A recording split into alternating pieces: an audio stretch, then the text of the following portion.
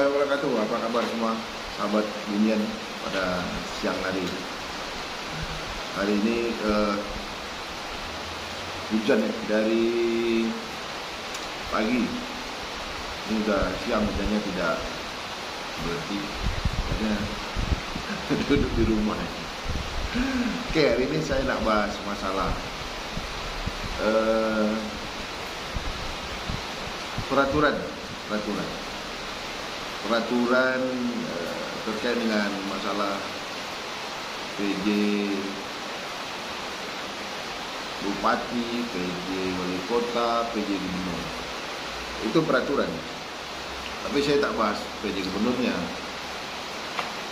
Tapi nak bahas masalah PJ Bupati dan PJ Wali Kota. Karena kalau tak salah di Kepri ini cuma ada satu daerah, Tanjung Pinang, yang bakalan diisi oleh pejabat sementara itu. Nah, kemarin ada peraturan baru yang menurut saya menarik, ya, menariknya dari mana? Menariknya dari sebelumnya peraturan itu kan kalau pengusulan itu cuma 3, diusulkan oleh gubernur. Tapi sekarang dengan peraturan baru ini jadi panjang kayaknya. Urusannya usul-mengusul ini jadi panjang. Dan penetapan itu juga saya rasa tidak secepat yang seperti biasanya. Karena ini harus ada persetujuan dari presiden. Walaupun akhirnya menteri yang mengeluarkan keputusan itu, tapi harus juga disetujui oleh presiden. Nah, undang-undang itu bukan undang ya, peraturan itu peraturan Kementerian Dalam Negeri Republik Indonesia nomor 4 tahun 2003 tentang PJ Gubernur, PJ Wali Kota, dan PJ Bupati dan PJ Wali Kota. Jadi peraturan Kemendagri nomor 4 tahun 2023 tentang PJ Gubernur, PJ Bupati, dan PJ Wali Kota.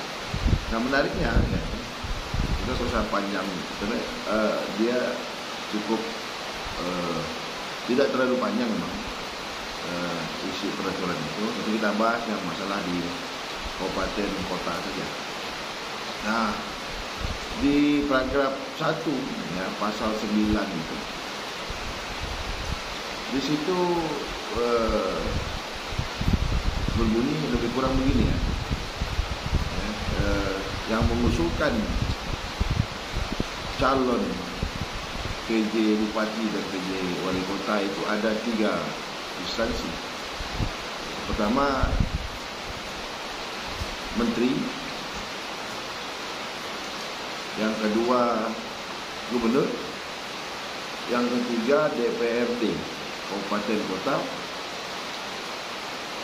yang diusulkan oleh Ketua DPRD. Mungkin di situ dibahas dulu, dirapat dulu. Ya, mungkin di paripurna dulu barangkali siapa yang diusulkan oleh DPRD Kabupaten Kota. Nah, akhirnya jadi panjang kalau saya lihat. Biasanya ya cuma 3, sekarang jadi 9. Jadi di peraturan itu berbunyi Menteri mengajukan 3 nama, dapat mengajukan 3 nama, Gubernur dapat mengajukan 3 nama, dan DPRD Kota melalui Ketua DPRD itu sama, sebanyak 3 nama. Jadi totalnya 9. Dari 9 ini akan dipilih 3, dan itu akan sebelum ditetapkan dia akan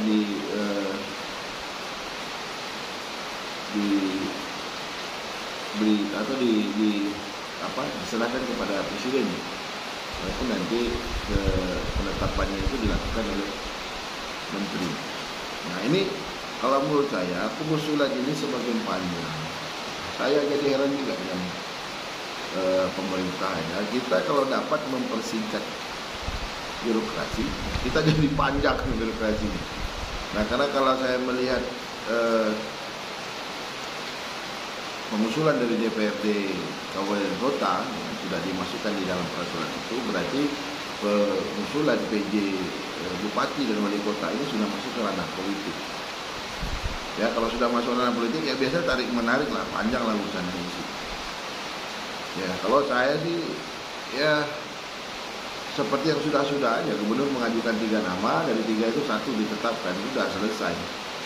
Ya, ini ada menteri mengajukan 3, gubernur mengajukan 3, DPRD kota melalui ketua dewannya mengajukan 3, 9 namanya. Dan saya pikir urusannya tidak bisa cepat ya, juga singkat. Seharusnya urusannya itu tidak bertele-tele, cepat, singkat, padat. Gitu ya. Kenapa? Karena harus ada pelayanan publik yang berjalan di setiap kabupaten kota itu. Kalau kepalanya tak ada, tidak bisa, saya kira bisa mengambil keputusan gitu. Ya. Kepala dinas juga bisa kalau mau, tetapi kan harus ada pimpinan yang bertanggung jawab atas keputusan yang diambil. Ya, kalau dia menggantung terus, ya terlalu lama, ya nanti berpolemik lagi, banyak tarik menarik. Nah, kalau sudah masuk ke ranah dunia politik, siapa saja bisa mengajukan. Ketua dewan, ketua partai bisa mempengaruhi ketua dewannya yang partai A, atau anggota-anggota dewan yang lain bisa dipengaruhi oleh ketua dewan, ketua partainya, dan harus tunduk kepada ketua partai. Jadi kalau ada yang mengusulkan A, kepala ketua partai bisa menunjukkan B. Kayaknya urusan ini menjadi panjang. Nah, jadi sebenarnya kalau menurut saya cukup sistem lama dengan 3 orang yang diajukan gubernur, terus ditetapkan 1 orang, sudah selesai. Nah, di sini juga melibatkan beberapa instansi. Saya baca itu poin bawahnya ya. Ada beberapa tata cara seleksi calon-calon PJ Bupati dan PJ Wali Kotanya. Di situ ada Sekretaris Negara masuk juga, BKN masuk juga di situ, BIN Badan Intelijen Negara masuk juga di situ. Ada berapa yang saya baca ini ya? Banyak ternyata unsur-unsur yang dilibatkan di dalam seleksi dan hal-hal lembaga-lembaga lain yang dibutuhkan gitu. Ya, mengambang lagi di situ poin terakhir itu tadi. Jadi ini kenapa kita semakin rumit? Karena kalau menurut saya masyarakat ini perlu dilayani. Pimpinan kepala daerah itu mesti ada dengan secepat mungkin atau sesegera mungkin. Kalau kepala daerahnya tidak ada, bupatinya tak ada, wali kota tidak ada, siapa yang akan bertanggung jawab atas pelayanan publik yang berjalan yang akan dilakukan? Jadi saya pikir ini peraturannya aneh aja. Bisa-bisa nanti saya baca beberapa berita TNI Polri juga bisa diajukan gimana menjadi PJ Bupati, Wali Kota, bahkan Gubernur. Saya pernah baca itu, bagaimana di daerah timur yang PJ-nya dari TNI, dan di daerah Sumatera kalau tidak silap saya itu PJ Gubernurnya itu dari unsur Polri.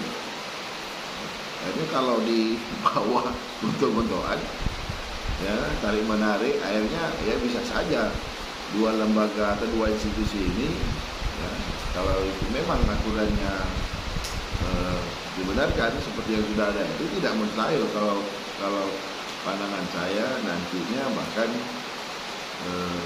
Tanjung Pinang ini nanti diisi oleh unsur-unsur 2 unsur ini TNI dan Polri.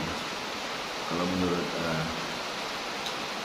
pertimbangan saya, kalau menurut pandangan saya lah, kalau seandainya usulan dari DPRD kota kan banyak itu. Ketua dewan itu hanya sifatnya kolektif, bukan mutlak keputusannya. Keputusannya itu ada di seluruh anggota dewan. Ya, tidak semata-mata ketua dewan mengusulkan 3 orang itu langsung dimasukkan. Kalau menurut pandangan saya pasti ada keputusan bersama, makanya sifatnya kolektif. ketua dewan itu hanya simbol saja. Keputusan dewan itu ada keputusan kolektif oleh seluruh anggota dewan. Jadi kalau sudah masuk 3 orang itu, ya harus diputuskan bersama. Nah, bayangkanlah ada berapa ya? 25 anggota dewan ya.